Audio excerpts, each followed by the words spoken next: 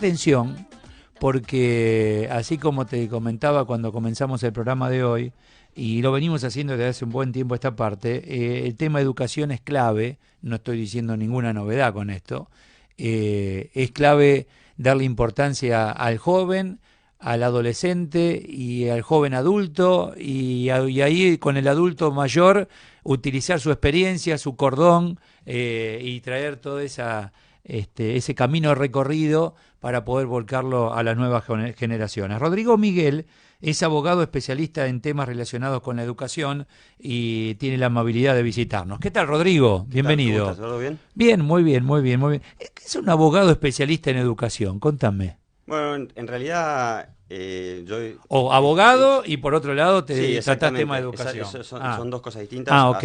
Hace 6 años empecé a investigar sobre este tema y escribí un libro que se publicó el año pasado, sí. El Poder de la Educación, que justamente un poco refleja este trabajo, esta investigación y el resultado de distintos viajes en los cuales hemos profundizado sobre el tema. Y yo creo que veo a la educación más como una solución que como otra cosa, ¿no? Porque yo lo planteo así. Hoy el problema de la Argentina es la pobreza y realmente estamos estancados. Tal vez es el problema visible. Ahora, el problema es por qué llegás a esa situación de pobreza. Bueno, exactamente. Esa es una forma de plantearlo muy buena. Y yo como lo veo es como que eso es un hecho que está, es indiscutible. La realidad es que somos un país pobre, con muy poco desarrollo, con mucha dificultad para generar riqueza, que es la solución a la pobreza justamente. Y la realidad es que en el mundo la creación de riqueza está basada en el capital humano, sí, señor, que se forma con la educación. Por eso yo digo que la educación es la solución y me llama la atención lo poco que se habla del tema y cómo muchas veces quienes más hablan de ayudar a la gente, y vos estar fijate preocupados por los estudios que vienen de la propia iglesia, te dice, bueno, el índice de pobreza, bueno, ¿qué hacemos para que esto cambie? Exactamente. Tomá, te doy comida, te doy un plan. No, esa no es la solución. Yo estuve hasta hace una semana, 2 semanas en Israel. Y esto que vos decís es el pilar en aquel lugar del mundo. Es la revolución de las ideas y el conocimiento. Tenemos en Argentina la ley del conocimiento, que tiene que ver con todo esto. Ahora, yo estoy convencido, Rodrigo, que hay una gran parte de la sociedad argentina que conoce esto y está en esto. El tema es que lo tenemos que difundir. Lo tenemos que difundir, tenemos que concientizar sobre este tema, porque, a ver, esta es la solución, esto es lo que yo quiero decir. Vos hablás muy bien, Israel es un país que no tiene nada, no tiene recursos, tiene un muy poco territorio, es un desierto, y hoy produce un 70%, los 8,5 millones de israelíes producen un 70% de lo que producimos los argentinos. Sí, señor.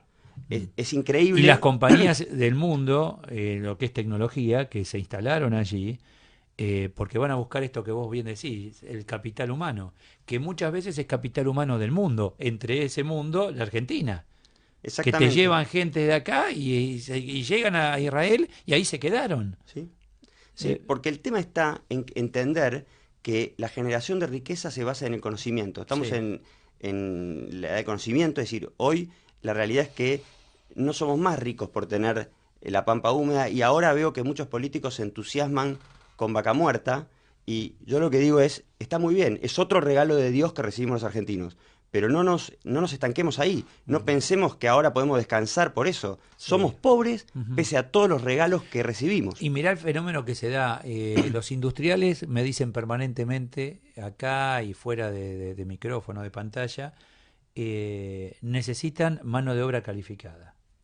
Y hay un divorcio, porque a su vez los rectores de universidades me dicen, no hay relación con la industria. Y justamente es lo que necesitan, sentarse a una mesa y decir, bueno, y inevitablemente van a aparecer nuevas posiciones de trabajo que el industrial desconoce y que quien educa quiere conocer, por lo menos para anticiparse.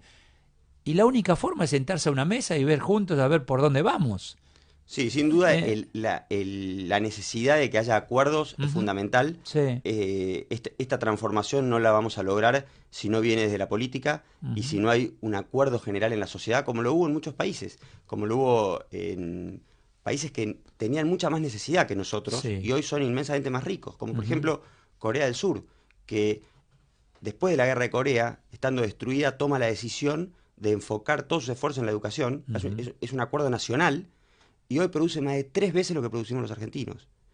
El caso de Polonia, que ha mejorado muchísimo en educación, saliendo del comunismo hace 30 años, y hoy produce más que la Argentina. O sea que, a ver, de la revolución industrial pasaste a la revolución tecnológica, vertiginosa, una cosa, y ahora estamos hablando de revolución conocimiento e ideas. Sin duda estamos en la era de conocimiento porque el tema de la revolución tecnológica está basada en el conocimiento. Claro. Está basada y las empresas más valiosas del mundo hoy están basadas en el conocimiento y en la tecnología. Entonces, no podemos seguir creyendo que somos ricos porque tenemos la pampa húmeda, porque es un error garrafal que está probado, porque como vos bien dijiste, como dijo la Iglesia Católica, el 32% de los argentinos está bajo la línea de pobreza. Y si hablamos de niños, que son los destinatarios de la educación, es el 50%. O sea, cuando decimos esto, las cifras son frías, pero si lo pensamos, 1 de cada 2 chicos argentinos es pobre. Eso duele y eso nos tiene que dar vergüenza a nosotros. O sea que vos tenés grieta en la educación. Porque no es lo mismo un chico que se educa en escuela privada que en escuela pública. En una escuela pública que hay que hacer un cambio ahí de fondo porque tenés más bajada línea política partidaria que ver hacia qué conocimiento vamos. Creo que tocas un tema central. Digo porque esto es clave. Acá el que no lo entienda o no quiera entenderlo, bueno, está dentro de ese juego. Sí, acá no entenderlo es hacerse distraído porque es evidente.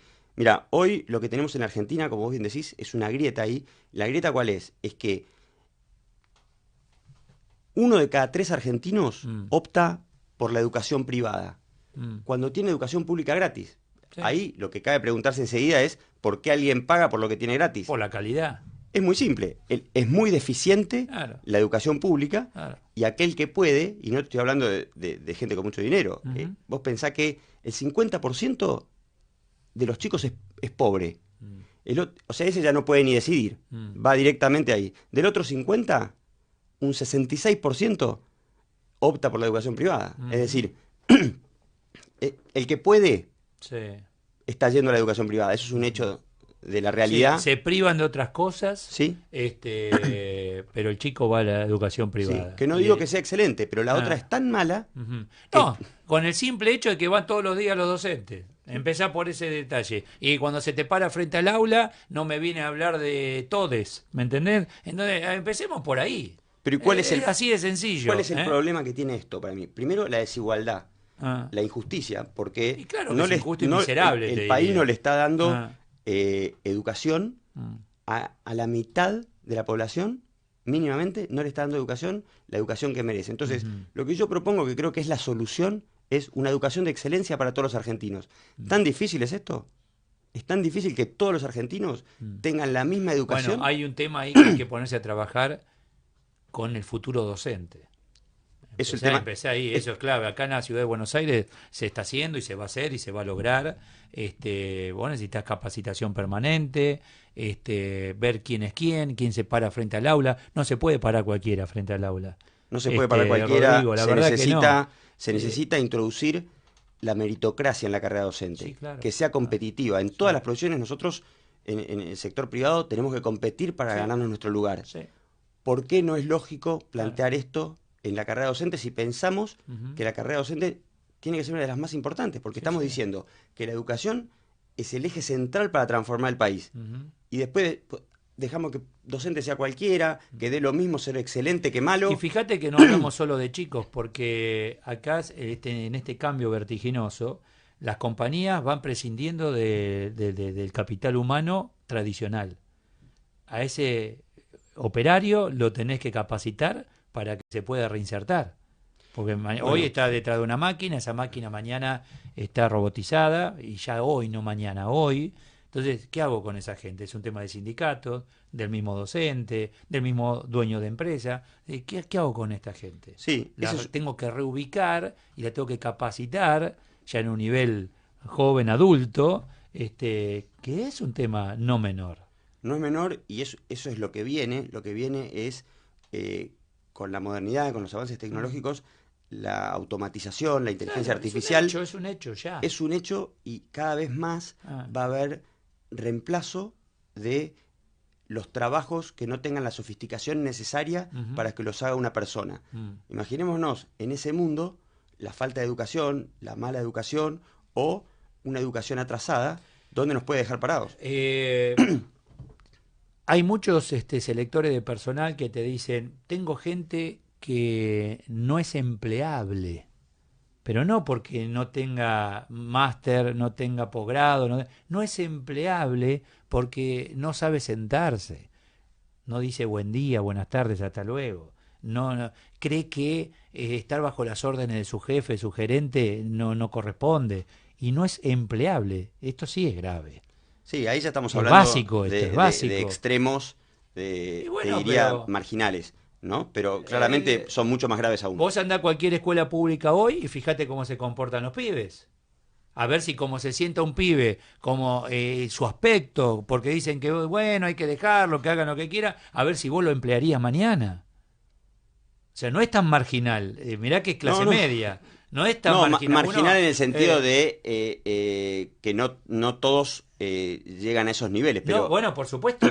Pero gente no es empleable. ¿No? ¿Qué va a hacer esa gente? ¿Qué van a hacer esos pibes? No entienden que es algo básico y lógico. Absolutamente, pero y creo que lo que es importante destacar es el rol del Estado y la obligación que tiene en que eso no ocurra, que la gente sea educada con niveles de excelencia y que pueda ser empleable, como decís, y pueda competir en los trabajos del mañana, ¿no? Porque eso es una cosa que con el avance del tiempo cada vez va a ser más difícil de solucionar, y los países que entiendan esto y arranquen el cambio cuanto antes lo hagan, van a ser los que estén adelante en los próximos años.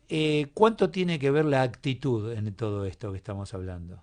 Esa clase media aspiracional, decir, bueno, papá y mamá trabajan y dale y todo el día, y bueno, el pibe dice quiero ser como mamá y papá, y ya va a superar seguramente al padre, el hijo, y esa clase media aspiracional tiene mucho que ver en esto, ¿no? Que hablamos. Mira, sin duda, pero además de la actitud personal, no hay que olvidarse de que lo importante que tiene la importancia que tiene la escuela pública es que siempre ha dado igualdad de oportunidades. Claro. Vos cuando tenés una educación pública de excelencia, después depende de cómo le va a cada uno en función de su talento y su esfuerzo, de su actitud. Claro. Pero lo que es injusto es que dependa de la situación económica de sus padres cuál sea el futuro de cada chico. Lo que tiene que depender es de cada uno. Aparte que la Argentina pierde, porque esos chicos que vos los estás dejando sin educación, además de que se perjudican ellos notablemente, ¿no? Por esta discriminación, se perjudica al país, porque tal vez ahí había un talento a desarrollar que vos lo estás dejando afuera.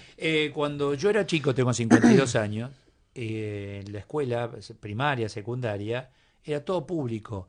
El privado era aquel que ya no rendía en la escuela pública, iba al privado y terminaban en un embudo allí, ¿viste?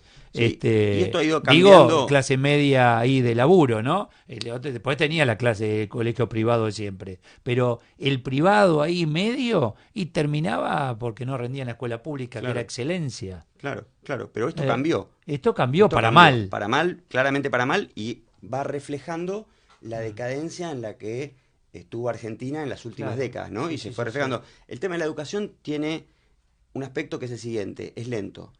Y a veces por eso los políticos no lo priorizan como debieran. Son políticas de Estado.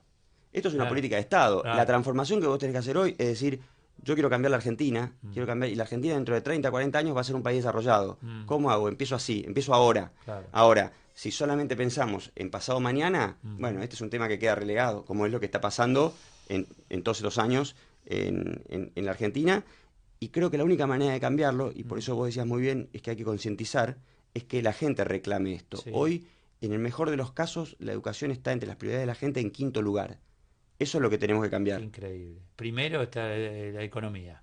Ahora, no entendés que para que la economía funcione, hoy, mañana, es clave esto. Es clave. Si vos pensás, Eduardo, que la empresa número 1 de Argentina es Mercado Libre, que vale más que cualquier otra empresa, vale más señor. que YPF, que Techin. Sí. Bueno, esa es una empresa que se creó hace unos años y está basada en el conocimiento, en la educación, sí, señor. en su capital. Rodrigo Miguel es especialista en educación, primera pero no última vez, ¿eh? Nos vamos a ver seguido. Me encantaría. ¿Está bien? Sí. Gracias, muchas gracias. Ya volvemos.